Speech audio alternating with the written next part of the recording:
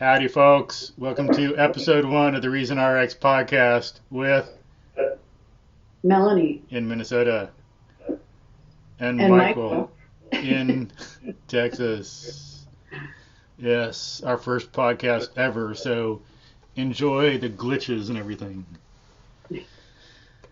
All right, so in this podcast, we're going to discuss everything education from a rational point of view, so it's for everybody. Because all kids need an education, and we need to continue it when we get older. Melanie, did you have a really good education when you were younger? Did you learn everything you needed and know everything about logic and everything that you need for adult life?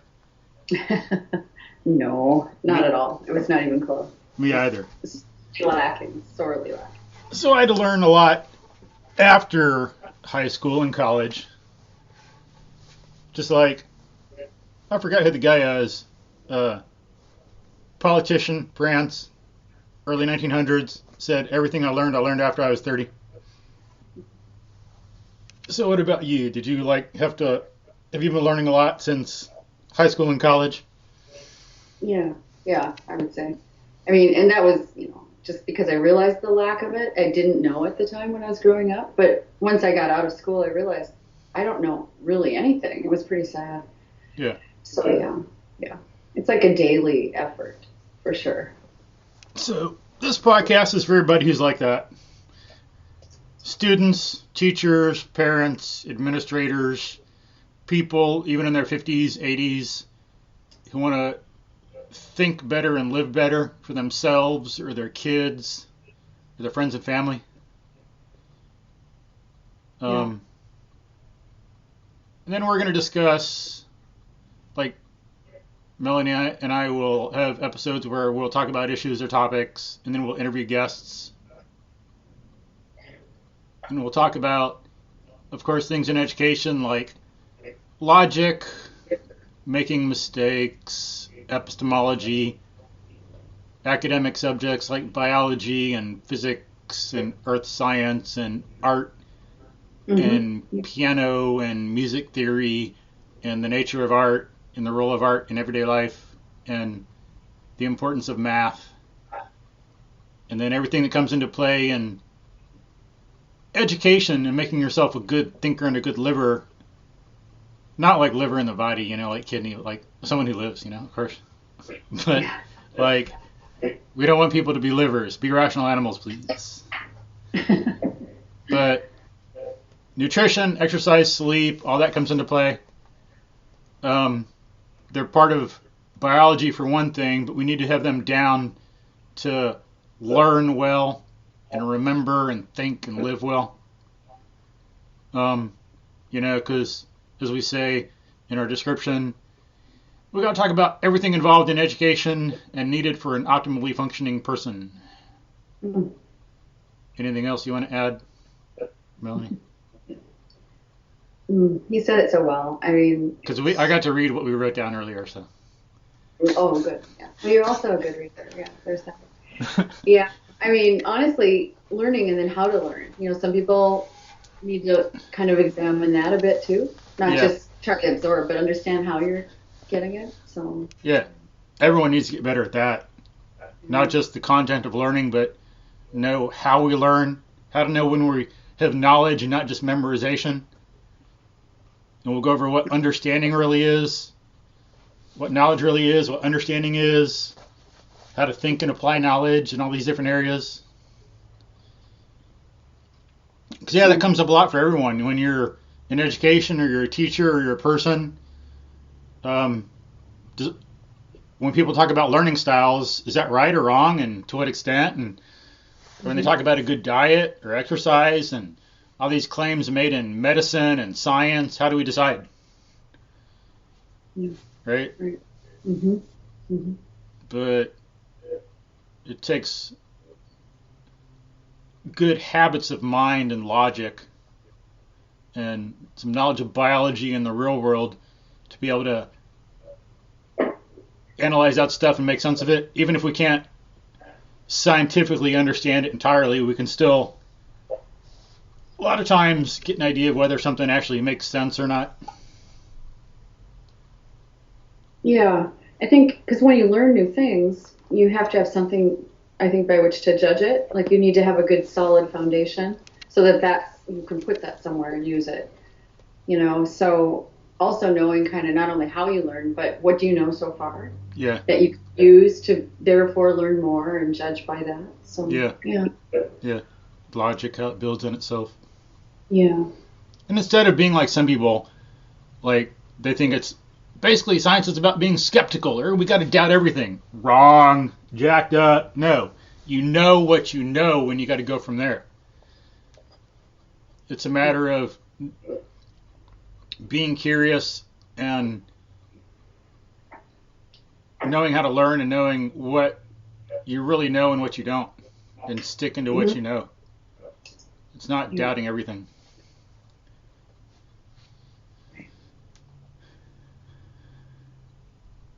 But so that's basically what the show's about.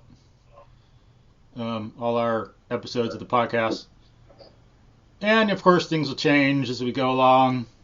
We'll learn about this podcasting thing, and it's one thing about being objective is when you learn something, if you find it's true, and you find old knowledge contradicts it, you change the old knowledge. So that's one thing I hope comes up in our podcast. I hope we say something, and then later on, we say, "Oh, that was wrong. How stupid. How do we ever believe that?" Because that shows we're objective. You know? It's like people who don't change their mind and who are stick to something and regardless of the facts, do not trust them. Dangerous. But yeah, we'll say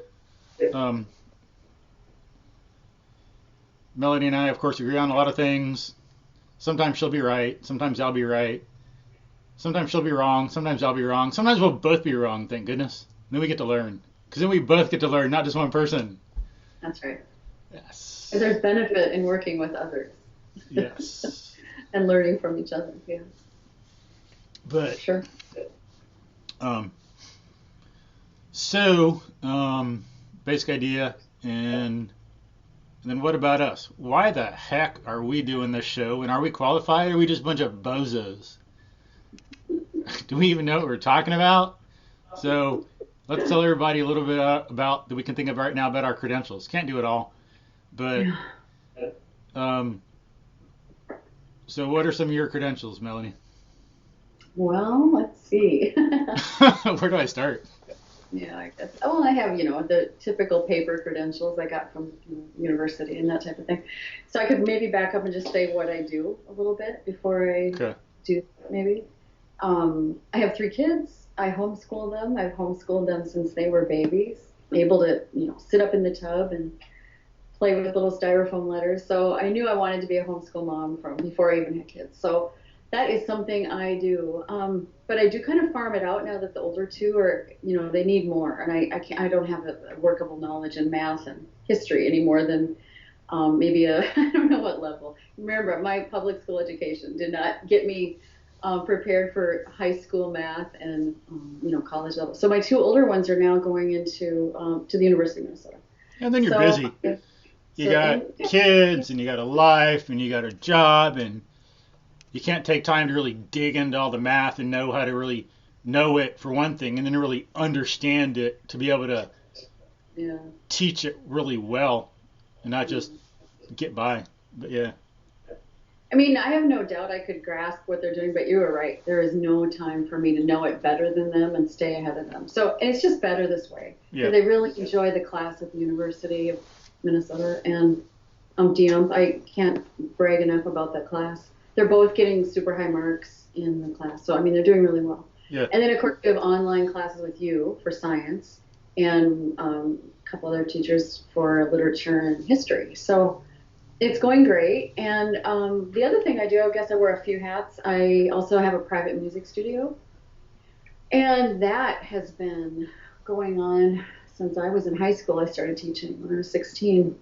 And I've got like 35 students a week right now, and I teach all these different instruments, but I play them all too, really well. I mean, I play them so I can, always keep it in there. I'm fine. I don't have to worry about keeping ahead of my students, but but it's great because that's another kind of learning that's very different than math and that type of thing. It's a performance. So very interesting. Can talk about that later. But so I teach those different instruments. And, what instruments do you teach besides piano? Clarinet, flute, saxophone, and a little bit of ukulele. Yeah. And that's always fun. It feels like we're in Hawaii. Yeah, so having a studio, though, talk about, then I have to also be a businesswoman. I can't just teach the lesson and hope everybody will pay me and that there's a profit at the end of the day. So I've got to also figure out, the different business angles and things and promotion and marketing. So, yeah, there's a lot of stuff going on here. And I also, if I can finish, I think maybe, I have a philosophy group that I work with. I've had it for 10 years now about. Cool. And there's a number of us that get together and discuss philosophy, and it seems like it always kind of gets down to politics, religion, and how do you fund the roads. I mean, it's interesting. So we get together, once a month and just discuss lots of different things, but it's always good to kind of have some idea what your philosophy in life is, and that's kind of a place for people to explore and discover that. So. Yeah, okay, so what's this philosophy stuff you're talking about? What is philosophy? What is philosophy? Well, it depends on the philosophy you have. But what is philosophy in general? Yeah, that is, but... It's a way of looking at life and living on this earth. I mean, it's a way of thinking of how you're going to get in, work through... Oh, gosh, it's terrible that you're asking me that, and I can't give you a real good answer. Okay, shall I say something? Yeah, go ahead. Do you want me to jump in? So Yeah. I'd say, so in case you couldn't tell, folks, this is Michael, not Melanie. It's Michael talking, okay? In case you couldn't tell from the voice. So I'll just throw in before Melanie continues. So I have a degree in philosophy and a degree in math from UT Austin, bachelor's, some of my credentials. I'll say more later. But philosophy is about man's relationship to existence, basically. And the science of philosophy includes sub-branches like politics, morality, aesthetics, epistemology, metaphysics. So philosophy is something every human being has to have to some extent, whether identified explicitly or not. It's like, what is the world like you live in? Is it noble or not? What is a good person? What is a good life? What is art? What is its role in human life? What makes good art? How do I know anything? What's a concept? What's a theory? Should I trust my perceptions or my emotions or an authority or my thoughts or reality or perceptions or like what? So philosophy is a science that answers all those questions. So it's important in everything we do. And it's fundamental to physics and biology and everything. So even though some physicists and scientists want to think that they don't do anything in philosophy or philosophy gets in the way, they're making philosophical statements and it underlies everything they do. And they couldn't live or do their science without it.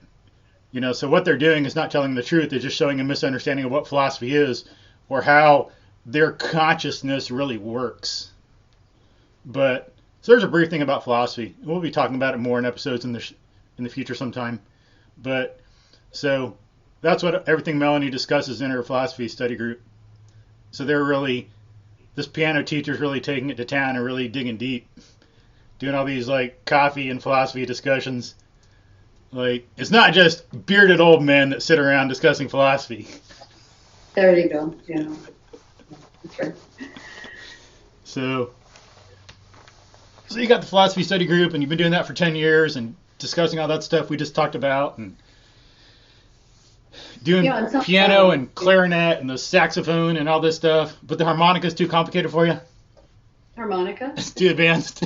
You haven't certified in that yet? I don't even own a harmonica. I hate to say. Do you own one? Do you have a harmonica? No, I couldn't play a harmonica. You could. It's not that. Okay, I could play it, but it wouldn't sound very good. All right, so we got music teacher, philosophy group leader, homeschool mom of 3 accomplished kids. What else? I love cooking. I mean, just things like that. Yeah.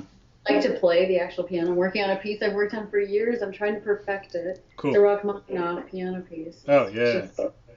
just Big a hands, big beast. hands. I know it, but it's so beautiful. It's like just yeah, it's what the piano was made for, in my opinion. Which But it was Rachmaninoff piece? Which it's piece? the Sorry. 18th variation from the Rhapsody on a Theme of Paganini. Okay, so people, y'all can look that up. Yeah, you Maybe will love it. if we make You some get- show notes, we can put a link in the show notes or something. Yeah, we can do that. And when I finally get it, I'll put it on. Yeah. I'll record Yeah. it. Rachmaninoff, one of the greatest composers and pianists of all time. I'm really proud of the fact that my students, they like to compete in the state piano competition, and they win. They get all the way to finals and win. Good. And then they get to perform at a final, like an honors concert, which is at a big convention center. And my own kids have done it several times and won a number of times. So I'm very proud of them for all the work they put in. I guide them, but really ultimately they put the hours in sitting there, because learning an instrument is it's very solitary.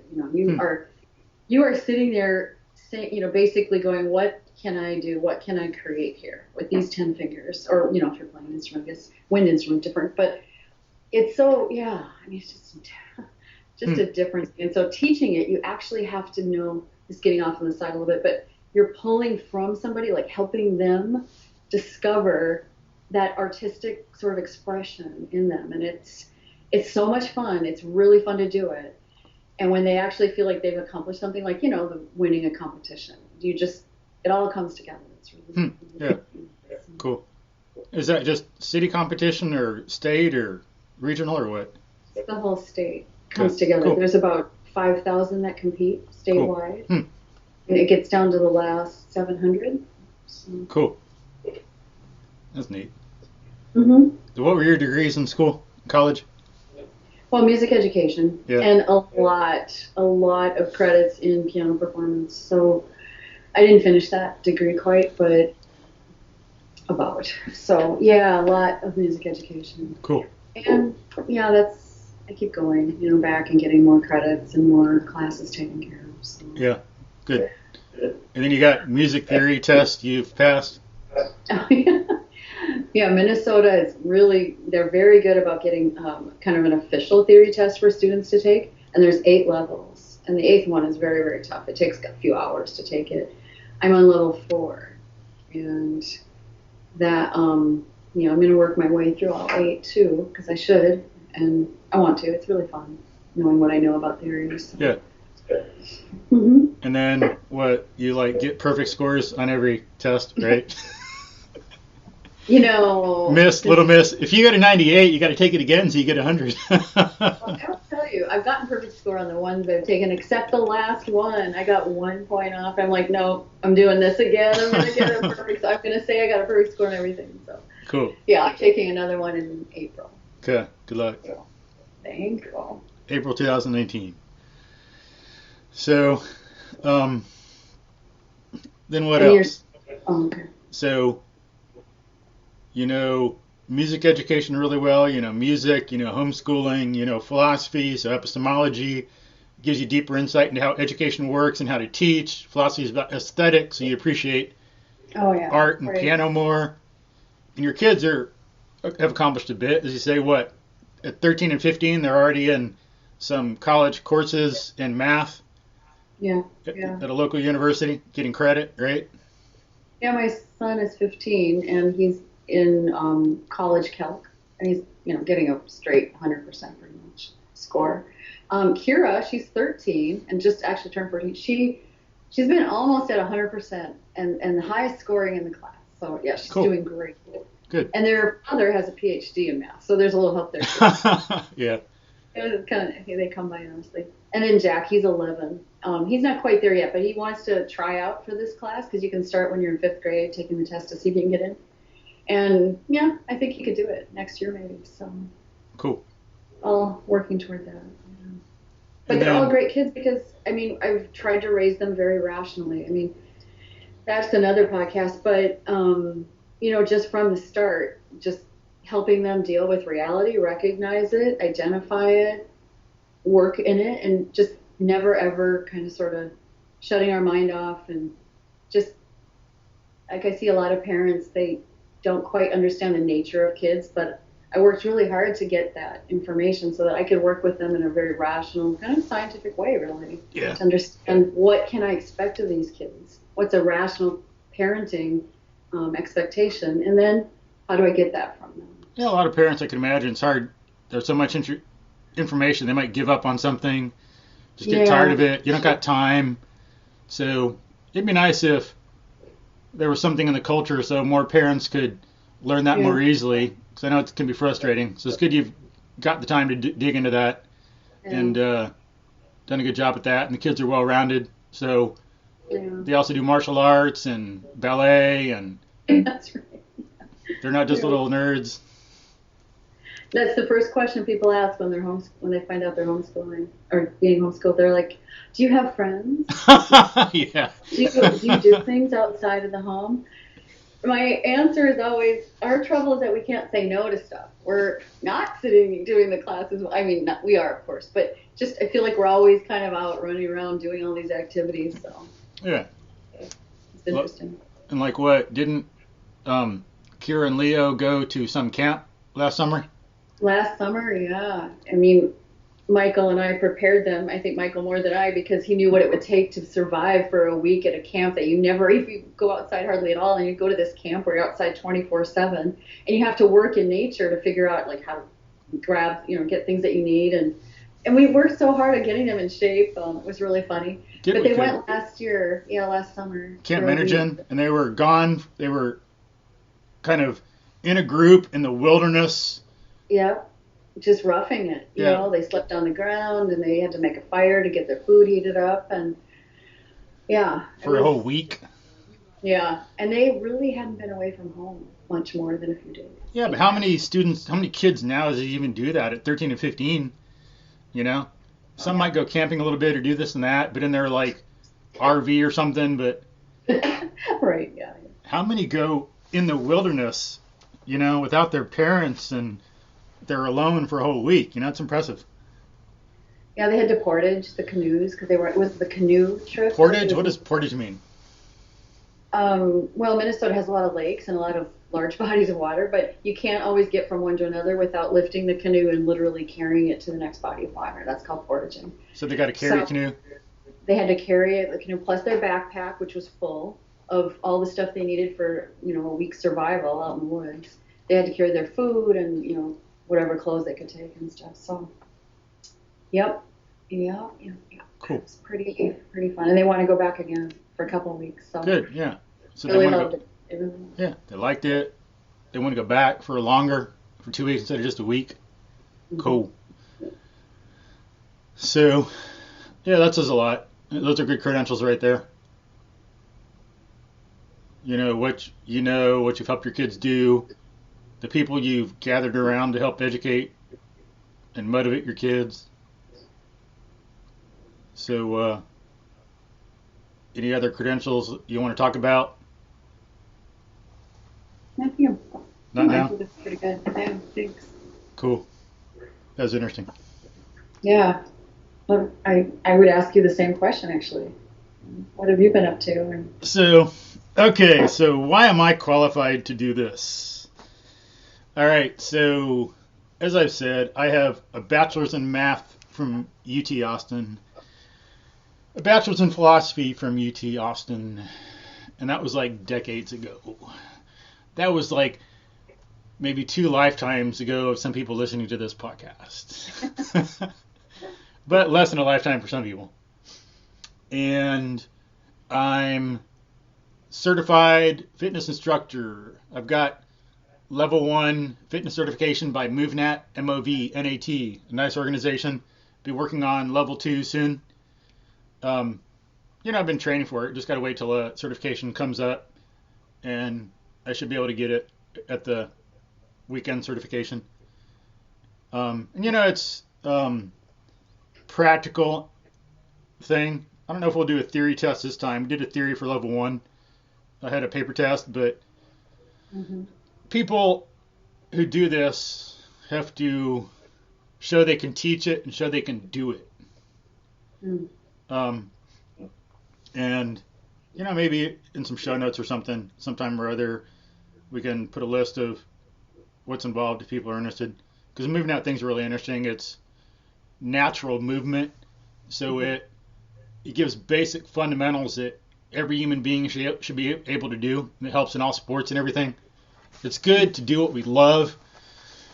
If you like playing tennis or sailing or bowling or whatever, we got to remember that as human beings, like it or not, we've got joints and muscles and a nervous system, and we got to make sure we take care of the whole thing so that we can do this specialized sport better and live through whole life.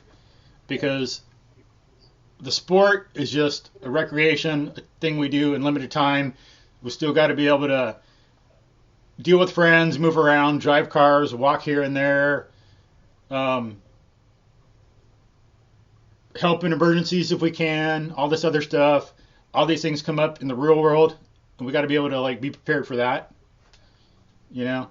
Sit, stand, squat, climb, jump, move around, and move nat. And there's some other folks out there that do some good work like that too. Ido Portal, GMB Fitness in Austin, GBM, I forget exactly. Sorry guys, I'm not perfect. And Primal Play, and other people. Too many to mention, too many I'll remember right now. But I like the moving out thing. It can be indoors, can be outdoors, but it's helped me a whole lot. It's a good basis for anybody who wants to do anything besides the things I talked about. If you're a martial arts, if you're a police officer, firefighter, play football, whatever, this is stuff that should be at the base of what everyone does as a human being. So I'm certified in that and got Texas teacher credentials in secondary math from U of H. So that's like the paper stuff. I don't know if I'm forgetting anything else in there, but so I've tutored and taught for decades and been into fitness and exercise and health for a long time, and really gotten into biology and ecology and the whole biological sciences thing. Done that a lot. That's really important because we're rational animals. We're living things. So we need to know a lot about that. People know a lot about society, their individual field, but we got to make sure that we really know what it is to be a human being. That's our biology. And I've learned a lot about that in the last few years, thanks to folks like a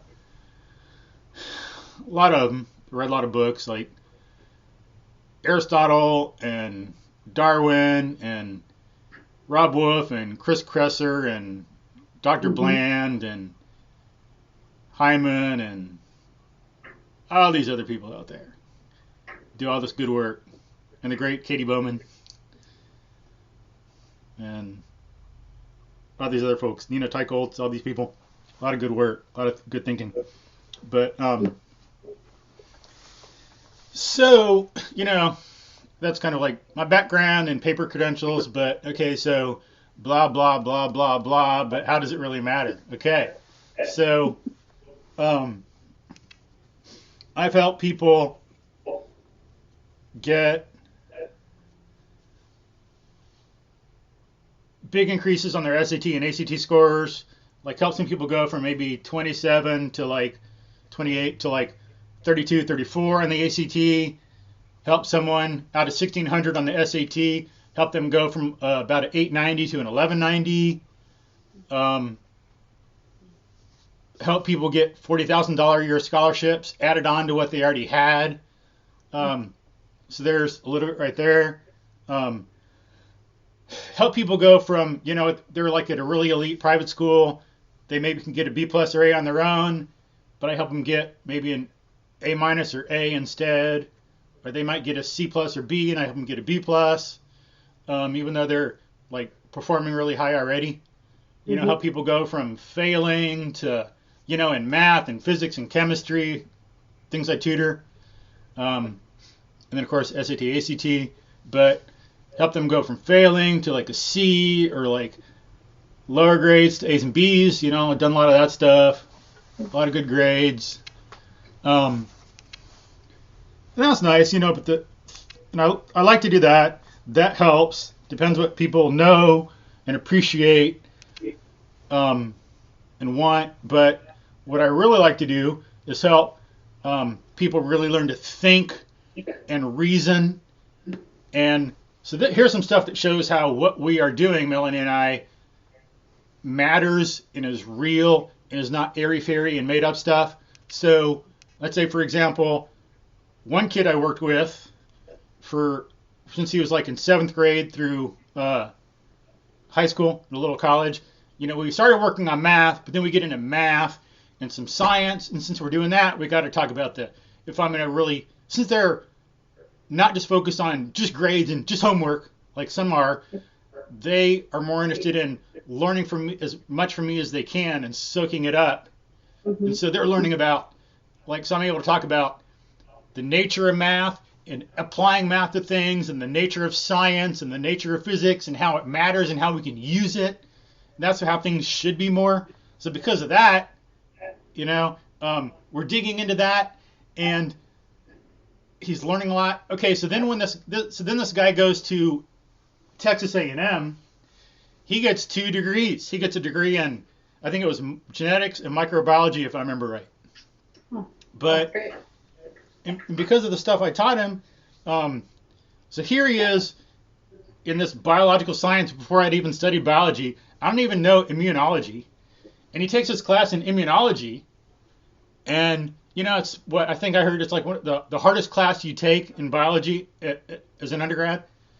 And so he's in this class doing stuff I've never even taught him, the particular content. But because of the thinking skills he's learned from me, the nature of science, how to do science, logic, epistemology, how to think, he gets 102 in the class. That's the highest grade the teacher had given in her 20-year history teaching that class.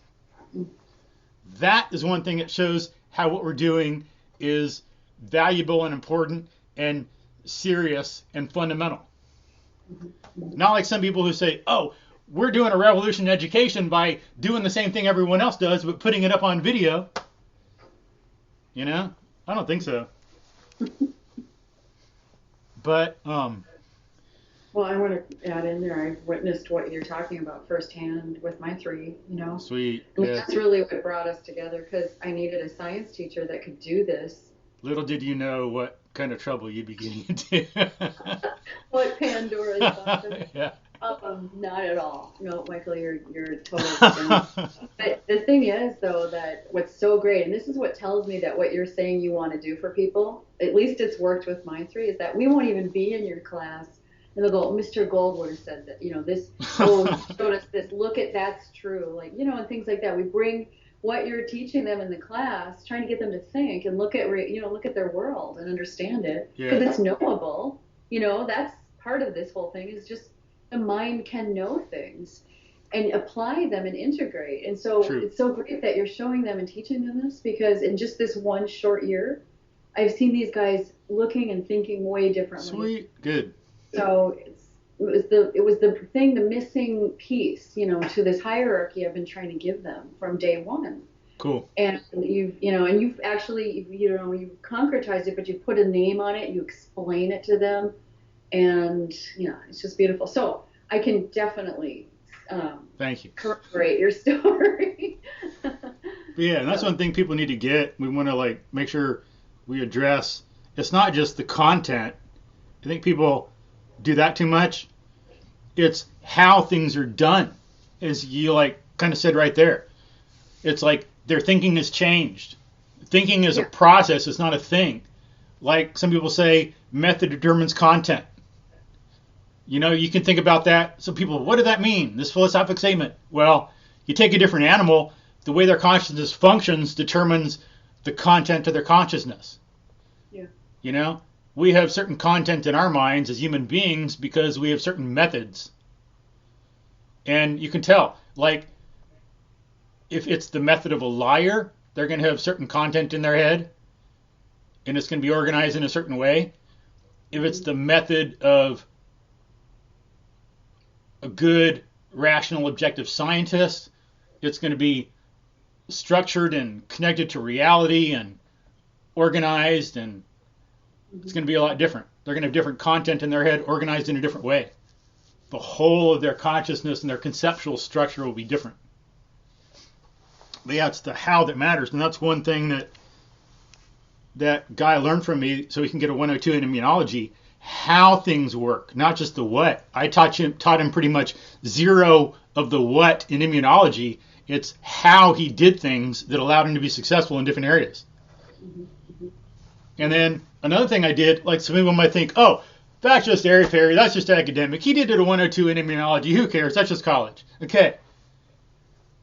When he was in high school, so when we're doing some science, just like Melanie said with her kids, it's a matter of not just memorizing a bunch of stuff.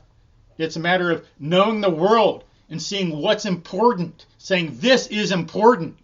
Yeah. Pay attention to it, value it. If you don't know that yet, then get with it. Or things they already value, connecting to that. This is important to you. This is how you're going to be better at it. And if you want to maybe be a writer, how are you going to be a good writer? Well, you got to learn about the world so you can write about the world. Yeah. You can't be a good writer if you're like totally stupid about people in the world. So things like that. So you got to see how things matter, why it's important, how things work, the cause-effect relationships, the nature of things in the world that we're living in. And so, okay, so it's not just the academic stuff. You want kids when they get older to be able to, as an adult, you want them to be able to make up their own mind, make good decisions, live a good life.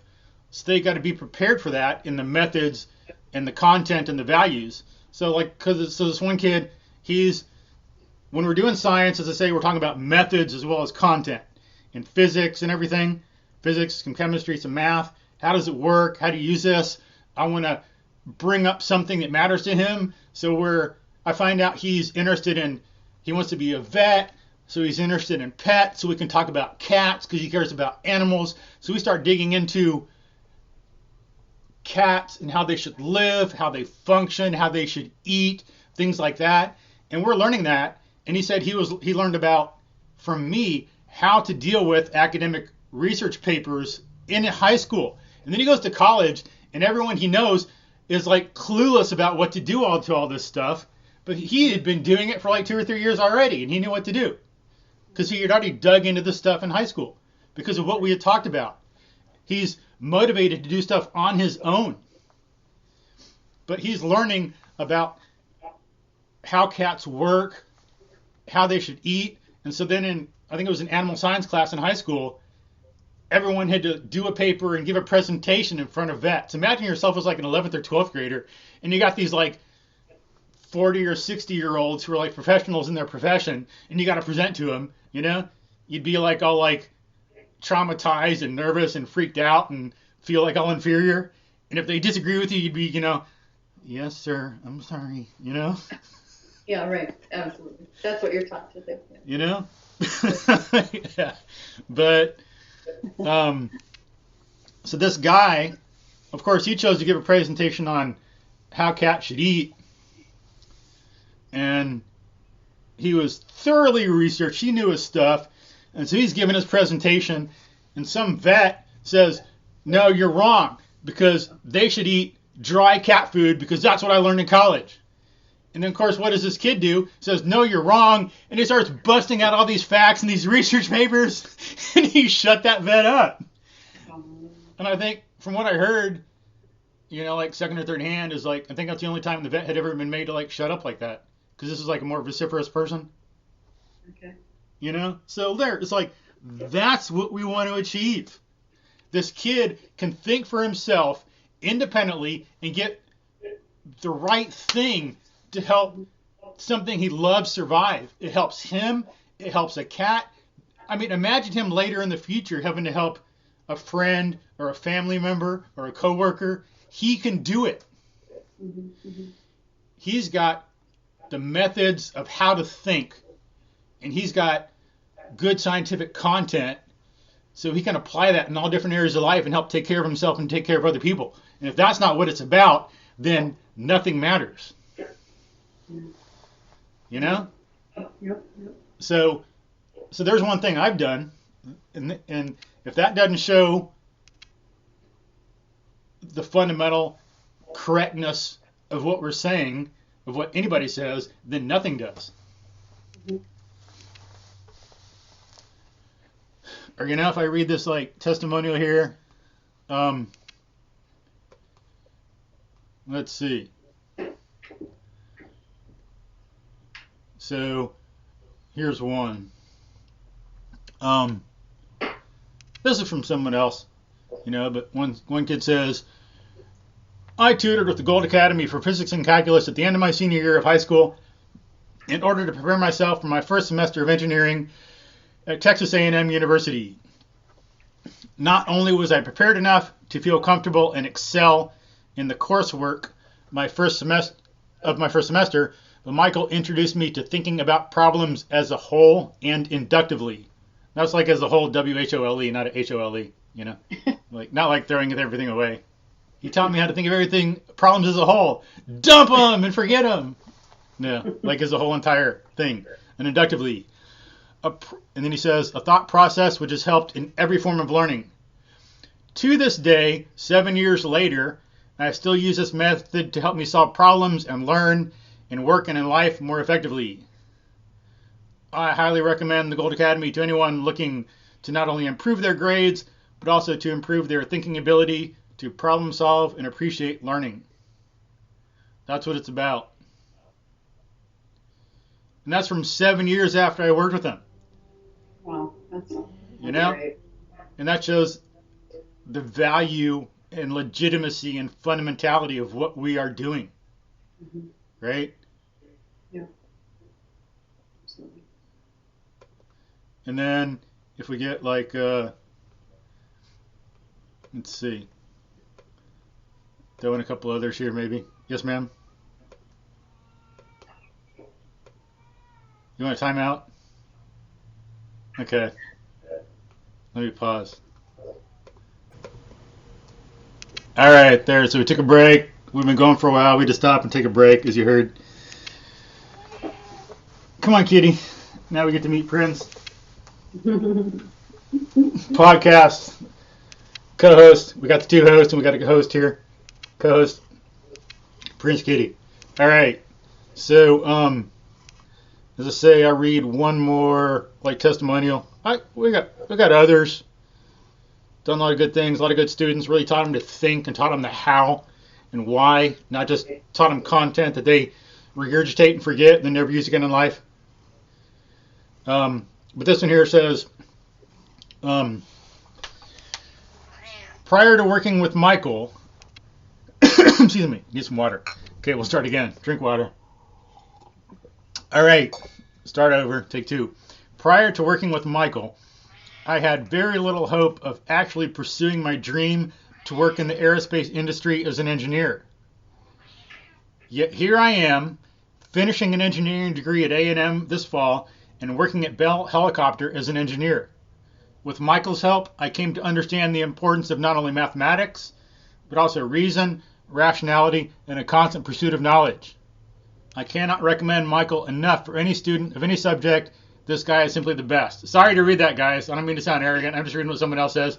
Don't blame me. I'm just a messenger. That was Drew. He was in his 20s when he did that. I worked with him in junior high school and high school. Did some geometry and some math, some other stuff, long time ago. And worked with him and his brother. Awesome folks. And that's what he had to say. And that just shows, as I say, the value and validity of what we do. And how we can have a podcast like this and why we have something we're saying. how it's not like we want to help people. We just want to continue to do what we've already done, right? We know what we're doing, right? Right, exactly. So You said that very well. thank you. And when your students can say it well, that says a lot. I mean, Truth, yeah. Yeah, so it's not like they're just can't write it very well, but they can express it. They can put it into words.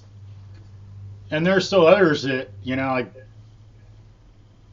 haven't talked about or haven't really put up, and some of them will say the same, can say it in really, really good words. Like someone I worked with in statistics a year ago. He's in college now, first year. But he's good and eloquent. Some other people, of course, but so, and then if people want to see, what that and what some of your kids do, we write essays in the science classes, and we haven't done a lot yet, getting into it more, and they haven't been doing it a lot, but the longer they go, the better their essays will be. But I posted on my blog book review essay that Kira wrote, kind of book review essay about the Wright brothers, a book by, I think, Quentin Reynolds, if I remember right. But that was nice. She did a good job. And they got some others we're working on. Yeah. But so that's what our podcast is about, and then we talked about our credentials. And anything else we need to say about that for now?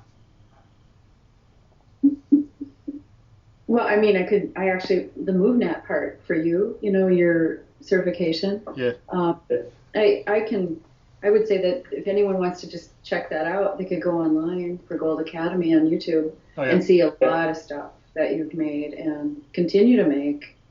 And we've used it a bunch. Like I said, getting the kids ready for that camp, that nature camp where they were carrying canoes and stuff. So you set out just very hierarchically, starting from the beginning all the way up to what you thought they would need at camp, a video for them to work on like for a couple days, and then another one, and we just kept adding on. So I mean, everything you do, Michael, I'm just going to toot your horn for you here, but everything you do is very thought out. It starts at the beginning. You don't skip steps just so you can get to the end. I mean, you insist on that from the kids. Yeah. And me, I think, at times, Thank you, but, thanks, right? But anyway, no, it's great. I mean, that's just, it's wonderful. Because how many times do we have someone in our life that we feel like we can be sort of like a colleague or a peer to, but yet you always feel like you're being challenged and the best is brought out, in you, and that you do that with everybody, me, my kids, your students that you've had.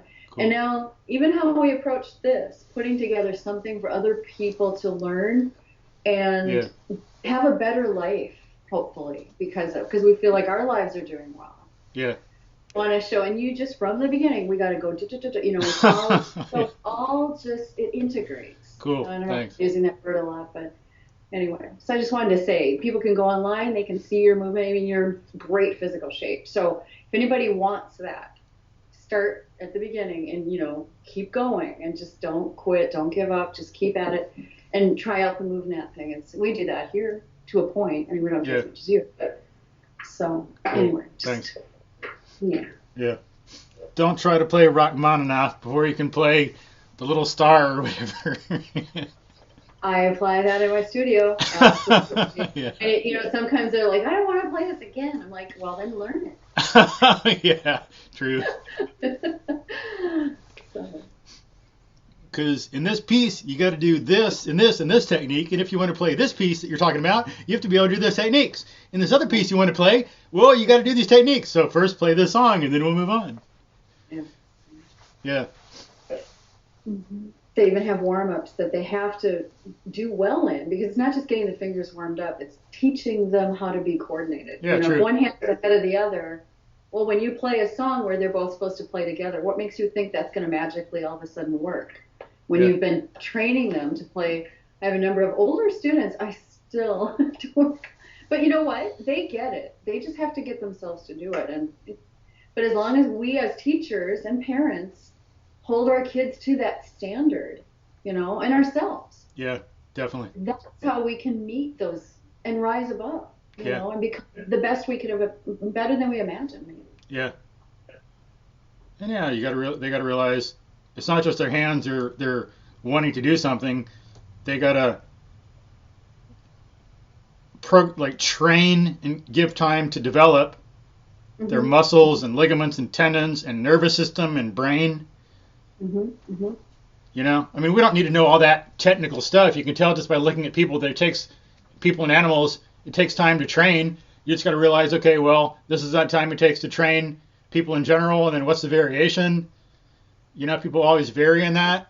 But if people want to dig into it, or if they need something like that, then clearly, there's plenty of stuff people can look into about the nervous system nowadays. All the epigenetics and neural networking and synapse firing and electricity and everything. Pardon? The impact of sleep. Yeah, true. Or lack thereof. Yeah.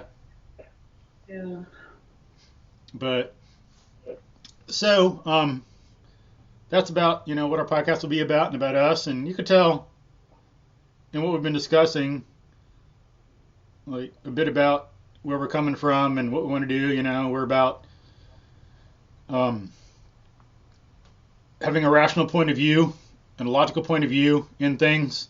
And people have different ideas. Okay, well, people throw around the word logic and rational and healthy diet all the time, but mean different things. So, I've got under my belt some study of the history of philosophy and the history of math, and I got that philosophic perspective on it. So I'm just not so limited as some other people might be, just because of, what their life's been, and they got a family. There's certain things they don't know because of the culture. It's not their fault. It's not like it's like evasion or willful, what is it called in law when you do something wrong, willful injury or whatever. I forget the term, but it's no no willful thing like intent to harm, right? Just like I didn't know any better, Yeah. I've learned a lot of stuff. Go ahead, what? Oh, just that it's innocent. It's an innocent mistake or oversight. They don't realize. But once you know, then you have to. Yeah, like some stuff I know, I've only learned in the past 6 months or 3 or 5 years. So I sure the hell didn't know a lot of the stuff I do now. But thankfully, I do what I do for a living. I'm a teacher, and so it's my responsibility to dig in things like that, and so I have more time to it as opposed to some other people with a certain profession. And then, I don't know, some people they're on the board for some volunteer organizations. They have a job, they have a family, they have only so much time. Can't dig into it as, we can. I can do a lot more because it's my job, and I don't got some of that stuff going on, and it's my interest in everything. Because one thing that's interesting, some things we think we remember when we're younger, we don't, or we remember it because we were told. But I know one thing I remember when I was younger, is that when I was, maybe 5, 6, I remember being on the floor in the living room and watching an electric train go around a track. It was just some little cheap thing, like you getting Tony the Tiger, some little Tony the Tiger train or something. And I wanted to know how it worked. And I asked a relative, and I was just so dissatisfied with the answer. It was like nothing. It was like it just goes around because it goes around. Like, explain this to me. And I know that there are other things too, but I know that's one thing I really remember about striking me as letting me know that there's a method for things in some way. When you're 5, you don't know. Yeah. But you knew something. You know, it's something. At some level, or you have some cognitive feeling or something, like something's missing. Yeah. You can't figure out an answer because that takes a genius. No way could I do it. But thankfully, because I've studied philosophy, I've learned a lot from all these giants and I can stand on their shoulders. But even from then, I know, like, then and before, that's something that has been all through my life. How do you think about things? How does the world work? Not just what is it, but how does it work and how do we think about it? You know? Yeah. That kind of scientific thinking has been an interest all since then. Well, and your passion is contagious. I mean, like I was saying with the kids, right? Cool. Yeah. Sweet. I mean, sometimes they are like, wow, he's real. They think you're upset, but it's in fact you're just that you're very passionate about it, and that they don't hear that from anybody. You know what I mean? Yeah, I mean, unfortunate. Yes, that's not true. Their other two teachers that they study most of are very passionate. I'm not trying to take the thing away, but I'm just saying out in the world, because we have a very, very unique set of instructors that I've set up with the kids here, but you being one of them, of course. Thanks. But I mean, it's very hard to find people who are passionate about what they do, but knowledgeable and understand why they know and why it's important someone else would know. Yeah. And so that's cool. That's taken a long time.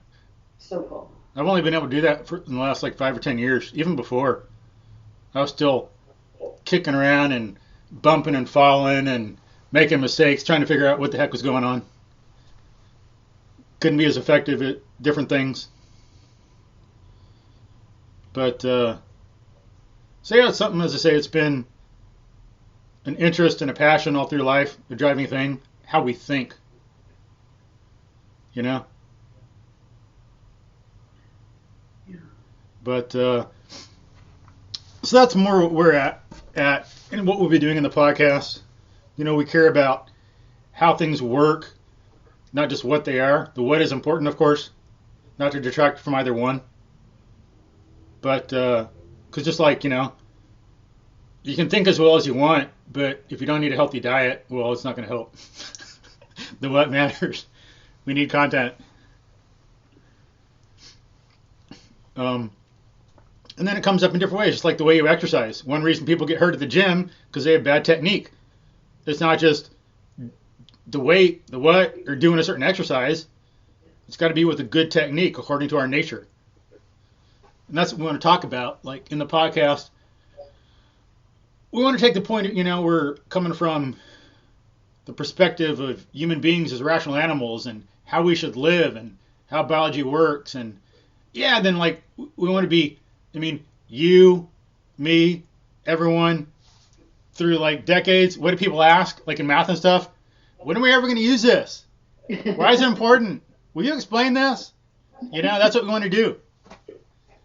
That's been going on for decades and still is. It's a cliche. Everybody knows that. But in this podcast, people will get the answer. It is no longer a question. Explaining things, knowing why it's true, why it matters, that's what we're about. Why does it matter to us as people?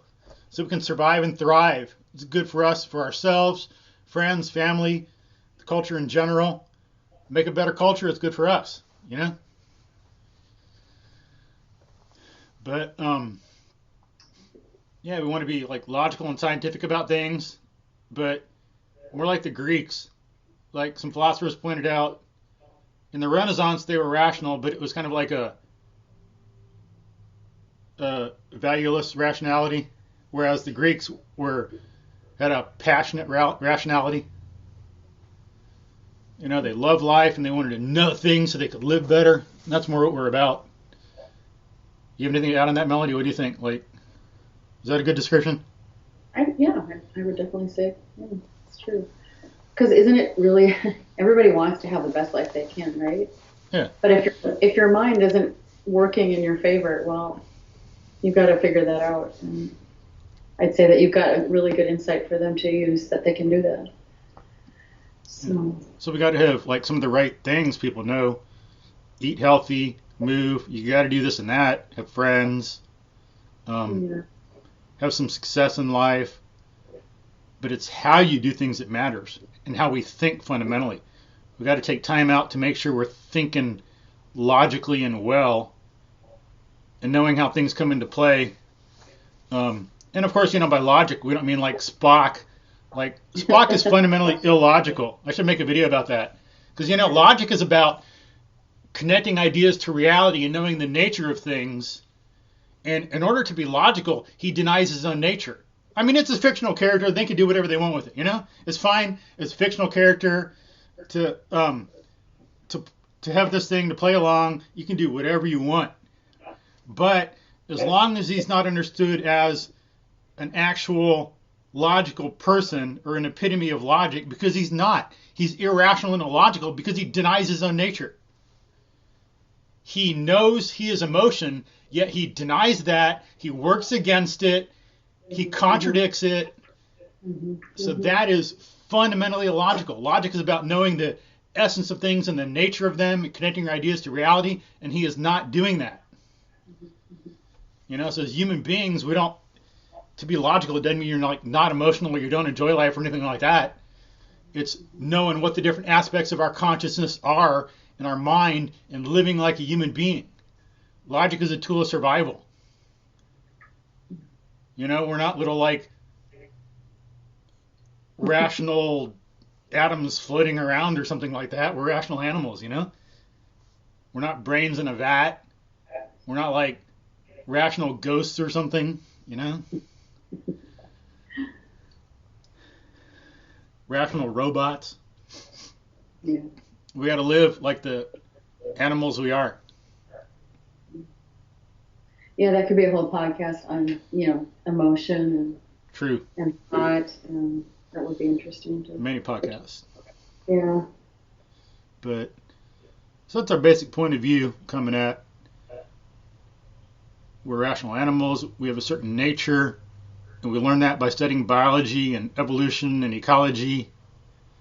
And we got to know philosophy. And then, we want to become better thinkers and be educated so we can survive and thrive and help ourselves and help other people, make the culture better. But so should we wrap up? Is that good for today? Yeah, just an hour. Yeah. Yeah, I think that was great. All right. So thanks for listening, folks. Melanie, do you have anything to add? You want to say thanks? Say bye.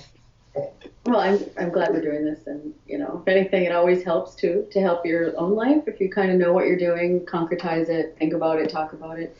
So yeah, I'm glad we're doing this. It's great. Yeah, it's been good discussion. Yeah. But all right, pardon? More to come. Yeah, more to come. Many episodes with guests, with Melanie and I discussing things, issues and topics in education. But if you have any comments or questions, let us know. Even if they're critical, I don't care. Just like Diogenes said, a Greek philosopher. I don't agree with everything he said, but he did have this good quote. I don't remember exactly, but he said, dogs bark at their enemies, or dogs bite their enemies. I bite my friends to help them.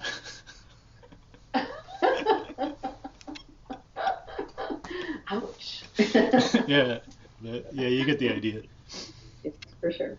But because sometimes, it's like if someone doesn't criticize you, they're not a friend. That's what friends should do. Not just be yes people and agree with whatever you do, but help you out, correct you when you're wrong, encourage you when you're right, encourage you to become better and all that stuff. Yeah. So, cool. So, we'll end it here. Yeah. All right.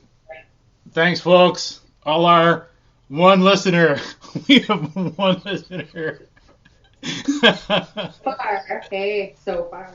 All right. So, y'all have a good one out there, everyone. Be the best rational animal you can be. Survive and thrive, man. Survive and thrive. Peace. Bye.